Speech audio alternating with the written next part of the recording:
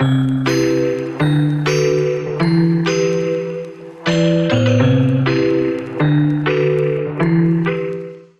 held our first forum earlier this year on mentorship, and this is all thanks to your feedback. So please continue providing feedback to NCBIO and to the members of the NCBIO Diversity Committee, because it is your feedback that helps us determine which topics and resources will be helpful to your company as you chart your own path, navigate your own roadmaps for your DEI journeys. Before I introduce our speaker, I want to review the agenda for today. After our speaker, we will have breakout sessions again so that you can discuss some of the things you hear. While the presentation will be recorded, the breakout sessions will not. So you can feel free to be as candid and as open in those dialogues. Also, I want to recognize that September 15th until October 15th is Hispanic Heritage Month. And I know most, if not all of our member companies are active in their communities and with their workforce, recognizing and celebrating the amazing contributions of the Hispanic and the Latinx community.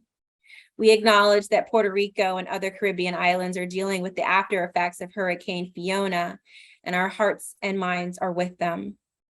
We are fortunate today to have Donald Thompson as our speaker.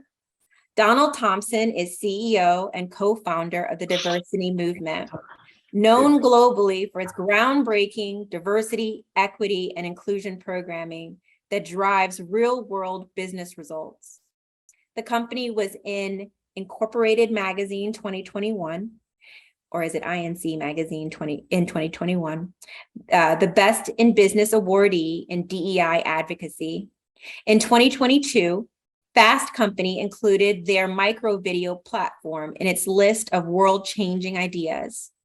Recognized as a Forbes Next 1000 honoree, Thompson was named to the Business North Carolina Power List of leaders making a significant impact on organizations, industries, and communities. There are many more things I could say about his career, and Donald may talk about some when he presents. But we are honored to have him and pleased that the Diversity Movement is a partner with NCBIO. Thank you for being with us here today. And Donald, I'll turn it over to you. Oh, thank you so much, Shayla. I'm really glad to be here. And you can tell on the smile on my face and the enthusiasm that I'll bring. This is a set of topics that are really near and dear, because I think a lot of times when we talk about diversity, equity, inclusion, we forget something really simple. Is creating inclusion in the workplace, creating that sense of belonging is one conversation at a time. And so while we have seminars, and these are great, while we have the opportunities for enhanced learning, these are awesome.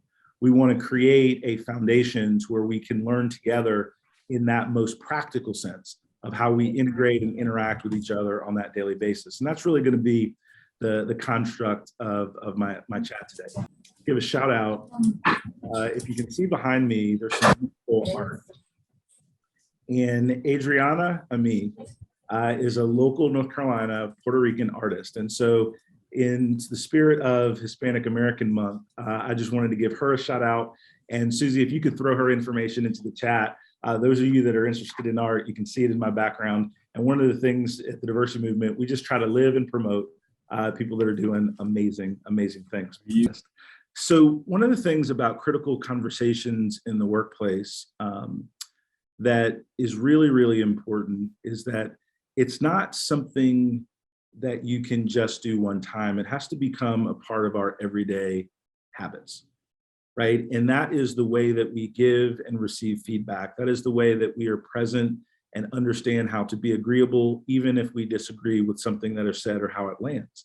And so I want to give a few examples and perspectives as we think about this topic in a powerful way. So one of the things to remember, and then I'll go into a couple of different examples, right, is people fear punishment more than they value praise.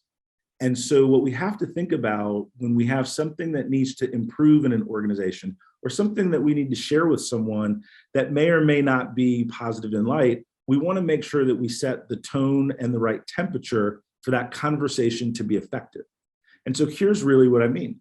As leaders, as managers, as mentors, as goal achievers that we all are on the phone, we're going to be lots of different business situations. But one of the most important things that I've found as a leader in giving feedback is that commitment that we're going to solve the problem together. There's been this thing that has permeated corporate America for many years, the sandwich method, right? Say something good, right? Say something that needs to be worked on, and then say something good again. But one of the things that we forget is that anytime we talk about something that has some tempo to it, that's negative, that's not super positive about someone's performance, the volume of that comment is so much louder that people don't really hear the good things that were said. And so in order to align with how to have healthy dialogue, we need to make sure that when we're giving that feedback, we're doing it together. That's number one. Number two, there's so many things that are going on in our world today, whether it's the pandemic, the political unrest, the social justice stances that are rightly so on the forefront of many of our minds, the inflationary environment with our economy, a potential looming inflation. And oh, by the way, we've got another political just storm coming where people can't agree that the sky is blue, right? There's a lot happening, and that is compounded by the fact that people in the workplace getting used to the remote work environment, managing family and different life things and just life in general. Here's the thing that we have to remember when we're talking with others and we're talking about critical conversations. The point of view and perspectives that people have are driven by their experiences, for sure, but they're also driven by the moment or season they are in their life. And because as a leader, we don't know all of the details of where people are coming from, what's going on, whether they have a child that's having a tough time at school, whether they have a spouse or a partner that is not doing well from a health perspective, whether they've lost a parent, or whether something that's amazing but still stressful, right? They're sending their child off to college for the first time, which is amazing, but still stressful, right? It changes the way we receive information. So in order to have critical conversations with people, we have to start with empathy. We have to start with really understanding best we can in a business context what people have going on. Not just that performative, how's your day, but tell me how things are. Give me a couple of things that are wins for you. Give me a couple of things that in the work environment I can be helpful. And as you're having those dialogues with people, you then can better formulate the right temperature to set in the dialogue that you need to have. It also is about how do we receive information and feedback and critique, and how do we react in those moments where we're in meetings and maybe we hear something that lands wrong with us. And so I like to think about things in terms of conversations and critical conversations. I'll give an example, and I'll be super transparent here. And this happened many years ago, and the gentleman in this example I won't name, but we are great friends today. But it could have went squirrely. I was in a pretty significant corporate negotiation meeting. Multi-million dollars were at stake, one way or the other, depending on the outcome. And one of the sides in the discussion changed a fundamental component of the contract really at the last minute. And then someone in the meeting said, I think you all are being Indian givers. And I was much more junior than I am in my career now, but it landed wrong to me. The way it was said, the tempo and the way it was taken as just a normal statement in the room. And I could feel the temperature rising in like that boiling, right? And I was like, okay, this could go weird, right? Like if I say something, I mean, am I gonna lose my job? Am I gonna fracture relationships? But I can't let this stand, right? This isn't a microaggression, this is a macroaggression, right? Like this is just not right. But I gave myself 15 seconds before responding so I could be thoughtful of what I intentionally wanted to say versus a reaction or potentially an overreaction. And I said, and another thing to think about 15, 20 years ago was all men in the room. So I said, gentlemen, I said, I wasn't the best in history in school, but I don't know if Indian Giver is an accurate portrayal of how things occurred. And if you think of a room of suits and business people, there was about 2 minutes of absolute silence when I made that statement. And then after 2 minutes, it was now getting ready to get super uncomfortable. The 2 minutes were uncomfortable. It was now getting ready to get super uncomfortable. And so I said, and so the gentleman that made the statement looked at me and he said, Donald, he said, you're correct. Could you give me a moment after this meeting to walk and talk with you on this? Let's finish the work we have here, but I hear what you're communicating and I want to talk with you further about it. And I said, that's no problem. Sounds good. Let's get back to it. And I smiled and we went back to the work at hand, right? And it had the impact that I wanted. And when I was walking with this gentleman after this moment, he said 2 things that were powerful. He said, number one, Don, he said, I'm sorry I said it. And I didn't understand until I saw your reaction, how something could land that I've been saying my whole adult life. He said, and number 2, I appreciate it because growing up in a small town in rural North Carolina, I don't really know a lot of people that don't look like me. Going to school in engineering in the corporate world, I didn't even have any context until you called it out, how other people could feel by the language that I used. And I'm embarrassed. I've probably said some things that are even far more egregious than that. But if you give me some grace, I want to try to do better. And in that walk around that corporate building, a friendship was forged, a respect was forged. And I decided at that moment, the best way to handle it was to not let it go, but to not make such a big deal of it that it blew up the meeting. There have been cases where I've heard microaggressions occur where I've said nothing and just pulled somebody aside at the meeting. There are cases and folks on the phone where you don't feel empowered enough in that moment to make a stand and you need to find an ally. But the focus I want to give you all today is that 15 seconds to determine what's the right thing to do will keep us from making a tough situation untenable because of the way we react. But also if we react and respond smartly, there's a lot of benefit for coming from an educational component, even though we've heard something that may have hurt us or offended us or we feel like is unjust. When we think about language, I'll use pronouns because that's a big topic in corporate America today. And there's a lot of business leaders that are from different experiential perspectives, different ways that they were brought up, different religious perspectives, all of these different things. And so I'll use a personal example when we're talking about courageous conversations and things that need to be discussed, but we don't really know how. And this is a kudos to my team because I said, I'm just Don. You can call me DT, you can call me Don, you can call me Donald, say it with a smile, I'm all good, right? Why do I need to have my pronouns on my Zoom? Why do I need to have them on my business cards? This is diversity DT, right? I just don't get it. This was a year or so ago, right? And my team sat down with me and said, Donald, I think this might help you understand. And I would like to understand, I like to learn, I like to grow. You're not putting pronouns on your Zoom for you.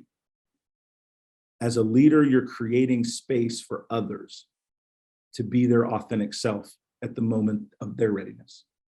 But you're stating as a leader, your openness, your position, your perspective, that your team is welcome to be their full self in the moment that you're creating, that you have influence in that environment. And when it was explained to me in that perspective, I was a fan of doing it. It wasn't something that I was being compliance driven to do because I was doing it to create that space for others, right, of dialogue, of openness. Inclusive leadership and critical conversations is really about learning, growing, realizing that we all make mistakes and are in need of getting better, but having the ability to take that feedback and move it in stride. Jamie Osterhart, who's on the line and you'll work with in one of the breakout sessions. And Jamie, you'll remember this vividly because you were giving me feedback. and my team gives me lots of feedback. We have created a culture of critical conversations. And I love it on most days. When it's me, I got to take it and learn and grow, but I appreciate it and I respect it. But Jamie, we were in a meeting with, we were in a DEI briefing with a client.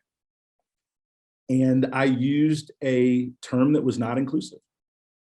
And Jamie just gently kind of put her hand in front of my notebook and just to gently say, may I have a moment?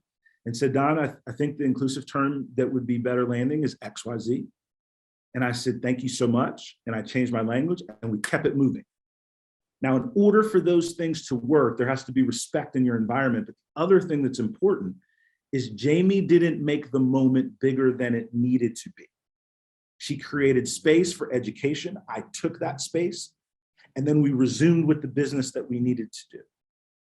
And so one of the things that is really, really important is that all of us have an impact on how courageous conversations can go well. If someone is talking with you in a tone or a rhythm and it's not landing well, you can simply say, could we all take a breath? I feel like you're trying to explain something to me, but it's really coming across as a little bit more aggressive than I'm able to get a positive outcome from. Usually that person will go, oh my gosh, that's not what I intended. I was just a little overpassionate. Let me slow and try again. But we can give one another gentle cues before we have to get overly forceful to give people a chance to course correct. And we all need that. None of us are perfect. None of us have all the answers. But these are conversations that we need to set standards in our organization based on our behavior, based on the way that we operate, the base that we come to the table, so that we can be the type of leaders that people want to emulate. The biggest thing that I will share as I kind of wrap up, because I can talk about this topic all day. I'm so glad to be here, but I want to say just a couple of things. If our organization, if I in particular can be helpful, LinkedIn is a great way to get in touch with me. dt@thediversitymovement.com is another way. If you reach out, I'll reach back. Everything we do is not on the clock. We are a for-profit business, but we're mission driven. And our mission is to help people be better in these moments. And we try to do that as best we can. Regardless if it's a nonprofit, small business, big business, we try to figure out smart ways to be helpful. But the final thing is this, in terms of courageous conversations, excuse me. Our goal is to try to find points of common agreement so that we can move dialogue forward together. And typically when I tell people this, no matter how the conversation starts, no matter what the tempo is, it normally cools the room. And then we dial into the work we need to do together to move forward together. And so I would highly recommend we remember that phrase or something like it that feels good in your language in terms of how you relate. But I'll give an example. And this will be the final example that I use and a fun one. And so I was talking with an executive and they were kind of forced to comply to do some of this DEI work. And they had a one-on-one conversation with me and they're like, Don, I just don't get it. I don't want to do it. It's not making me any more money. And I feel like all these meetings are a waste of time. And I was like, it's an interesting way to start our session together. I said, but I'm into it, right? I said, could we agree that one of your goals is to grow the revenue of your business? He said, we could agree to that. Would you be opposed of having more Black professionals, more women, more Latinx professionals on your team if they could sell $5 million worth of software, which is the quota for your average salesperson? They said, I wouldn't care where they're from. Would you be open to having your talent acquisition team understand more inclusive language so that you could recruit more people, more different types of people, to give you more candidates that can sell $5 million a year of software? And then he stopped me. He said, Don, I'm good enough in the sales game to know where I'm being handled. He said, I want the DEI you're talking about, which is helping me do my job and build a better team. People are telling me about a DEI that's making me feel like a bad person. He didn't disagree with diversity, equity, inclusion. He disagreed with the way it was presented to him. And if we present to people diversity, equity, inclusion, and critical conversations in a way that we can find some common ground and move forward together, I have found in my work that I meet with a lot more success than when I'm in attack mode or I'm overly zealous in an emotive conversation that people don't fully understand. So my goal is to find that common ground so we can move in a forward direction together. And these are some examples of crucial conversations and things that I've experienced, both to me and areas of opportunity. Jamie and Susie are phenomenal examples where they teach me and they help me grow. And that openness to growth gives them space to share their full feedback and feeling. And then I do the same with them, and we work and we all grow together. The next slide, and Brenda, thanks for doing this as I wrap up and be thoughtful with time, is just a link to our micro videos, and you can be a part of our beta and different things. We've just found that learning DEI topics is more powerful 2 to 3 minutes at a time, and that people can create their own learning journeys. And then final slide is a gift for you all, and my thank you for having me here. Our team has written, Jackie Ferguson and Roxanne Bellamy, a book, The Inclusive Language Handbook. And it goes through a lot of the fundamental ways that you can have powerful, inclusive conversations and that we can all learn how to be better together. And so if you all will take a moment and scan that QR code, that is our team's gift to you all as appreciation for the value that we see and believe in the NCBIO relationship and partnership. And if you can see ways both now and in the future that we can be helpful, we would really be glad if you'd ask us and give us that opportunity to help you all continue to grow. Thank you all so much for having me, and we'll see you all on the other side. And those are some great ways to stay in touch. Brenda, team, thank you all for having me.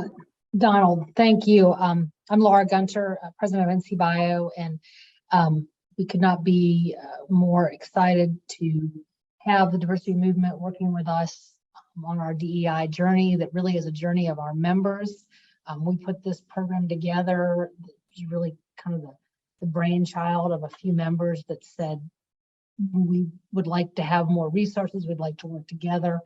I think it's been a great journey for us as NCBIO, but really to help our members find space in their journeys to move forward with DEI, because I think, like Donald said, we're all solving all of these things together, and we know from workforce issues and other things going on in the industry that if we're not including everybody, we will not be successful. So I think that these types of conversations, to continue have conversations, you just don't know the impact that some of these small conversations can really have as we move forward. So I think that continues to be really important. And Donald and I had sat down it's been a couple months ago, I guess, and we sort of talked a little bit. And one of the things that he mentioned in that conversation that I'll just bring up was, I think sometimes when we hear the word diversity or equity or inclusion, we think it's just a racial issue, or it's just, a different sort of issue. But really, we're all diverse. We all bring something to the table. And so I think for me, what I really like to think about is that we want to have more people at the table. We want to make the table bigger. We don't want to exclude anybody that's currently at the table. We just want to add more chairs so we can all have that conversation and really be better together, because we've got more diverse thought. And whether it's those additional people that are able to sell into a different market maybe and hit that $5 million goal, or whatever the case may be.